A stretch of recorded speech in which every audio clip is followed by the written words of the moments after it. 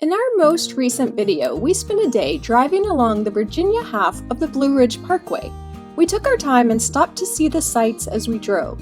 Along the way, we saw some incredible mountain scenery and some beautiful fall colors. Our journey reached an end when we reached the Peaks of Otter. The peaks consist of 3 mountain peaks overlooking the town of Bedford, Virginia. They are Sharp Top, Flat Top, and Harkening Hill. By the end of this video, we will take you to the top of Sharp Top Mountain and check out the Peaks of Otter Visitor Center as well. But we ended our journey at Peaks of Otter Lodge. This historic lodge at milepost 86 of the Blue Ridge Parkway offers not just lodging, but also a full-service restaurant and a lobby bar. We will show you the restaurant and lounge in a bit, but here's the lobby where we checked in.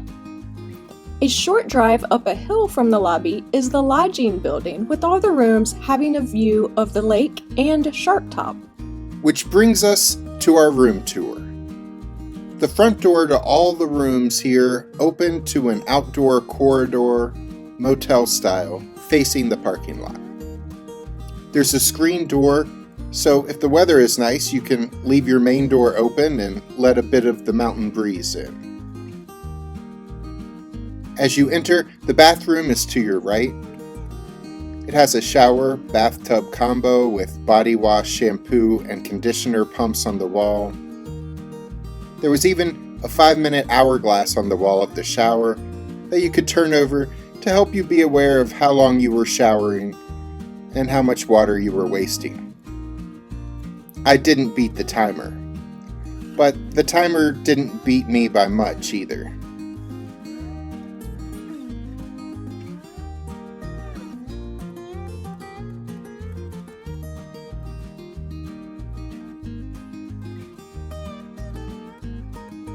The room is stocked with things you will need, including a hairdryer and a slot in the wall where you can throw out razor blades, which made me wonder if that wall is just filled with old rusty razor blades from the last few decades.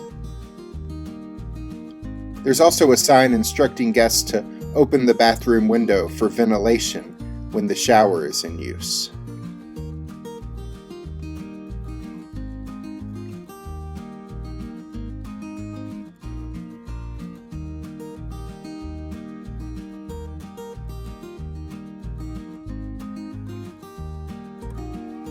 Across from the bathroom is the closet, which had a shelf, hanging space, extra bed linens, an iron and ironing board.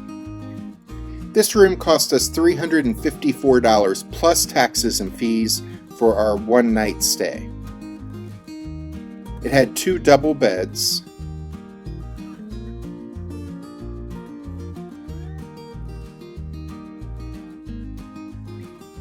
there was a nightstand in between with an alarm clock that had charging ports for your devices. Our towels and hand soap were piled on the bed. There was a rocking chair, a table, a non-rocking chair. The room had a dresser for the vacation unpackers among us to use. We were only there one night, so we didn't bother. There was a Keurig coffee maker, an ice bucket, and a lamp on top of the dresser, and a flat panel TV is mounted to the wall. This room was basic. No microwave, no refrigerator. This is just a cylinder block building, but it had everything we needed. Plus, it had this view out our window.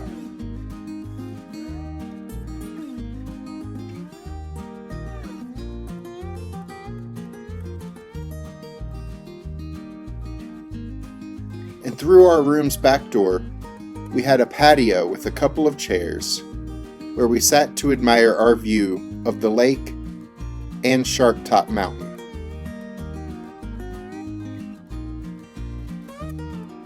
The accommodations were a bit more rustic than most of the places we've stayed over the years, but for a national park lodge, it seemed wholly appropriate.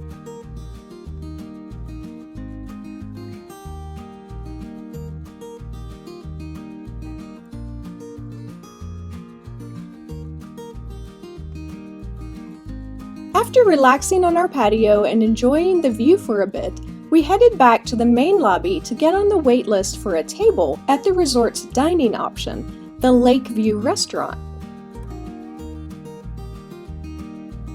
We hung out in the seating area of the lobby for about 45 minutes for a table.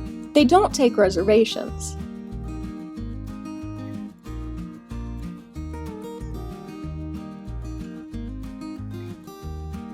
When it was our turn to go in, it was already dark outside, so we didn't see the lake from the restaurant.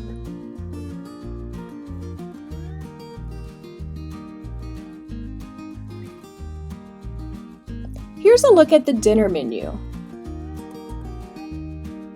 They also serve breakfast and lunch, but we only visited at dinner time.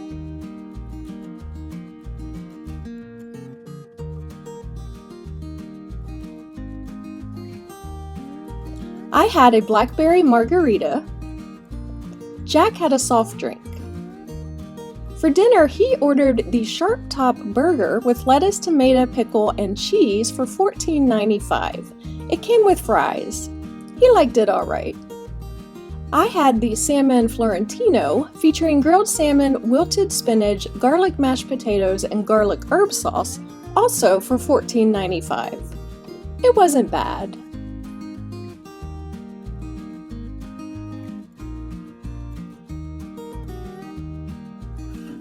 Next door to the restaurant is the Peaks Bar and Lounge, where you can enjoy some adult beverages.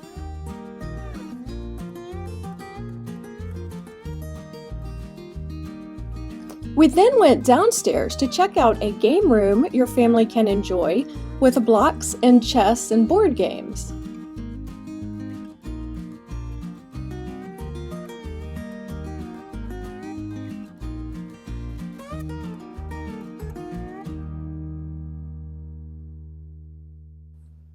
The main building also has a couple of rooms you can rent for private events. And then back upstairs is the lodge's lobby shop with Peaks souvenirs such as magnets and shirts. They also have a small assortment of toiletries and grab-and-go snacks available, along with some food items made in the local area.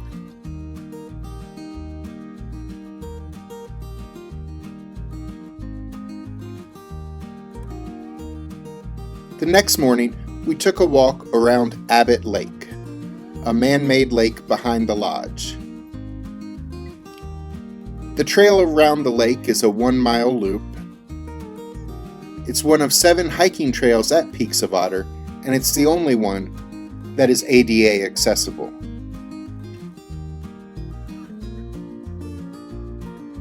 We also wanted to see the view from the top of Sharp Top Mountain. The trail to the top of the mountain is 1.5 miles, and it's promoted as a steep and strenuous route. But there's also a shuttle that takes you up the mountain to a drop-off point that's only a quarter-mile away from the peak. The shuttle is a $12 round trip for lodge guests and $15 per round trip for the general public not staying at the lodge. We took the shuttle. I had just twisted my ankle a few days before this trip. It was still a bit sore.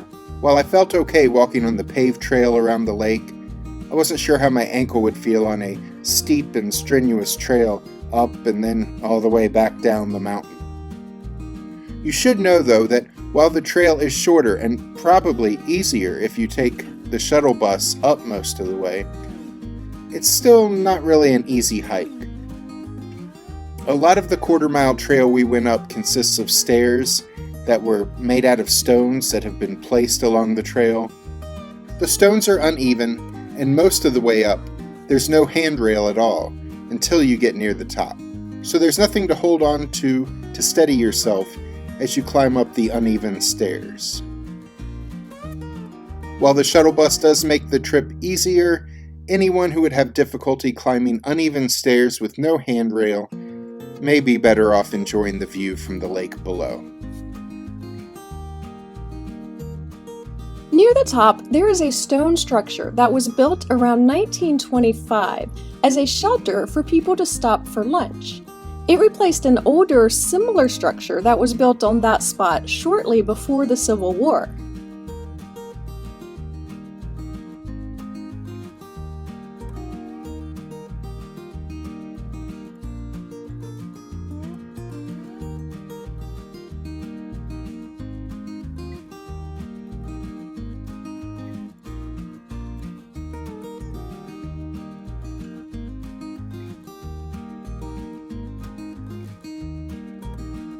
I stayed right at about that level, even though there was maybe 20 feet or so of climbing still to do to get near the top. As you can see, it was a very foggy morning, and for the most part, we had no view at all of the landscape below us. But every now and then, the wind would blow the fog away for a few moments, and we got pretty good views like this, even though they didn't last long.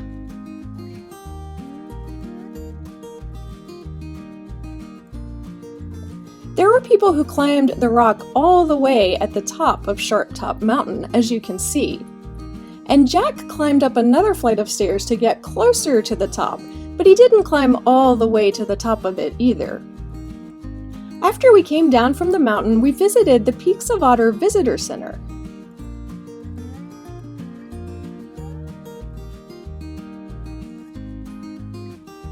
There are some displays talking about the history of the peaks, including archaeological finds from Native Americans who traveled through the area hunting elk and buffalo thousands of years ago.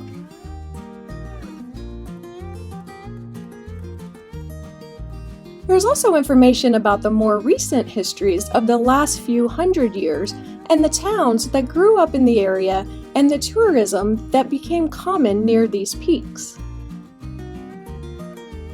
Early in our nation's history, the Peaks of Otter were even promoted as a must-visit attraction by Thomas Jefferson, who once wrote that these were the tallest peaks in the country, and possibly in North America. His estimate was, of course, inaccurate. Very, very inaccurate.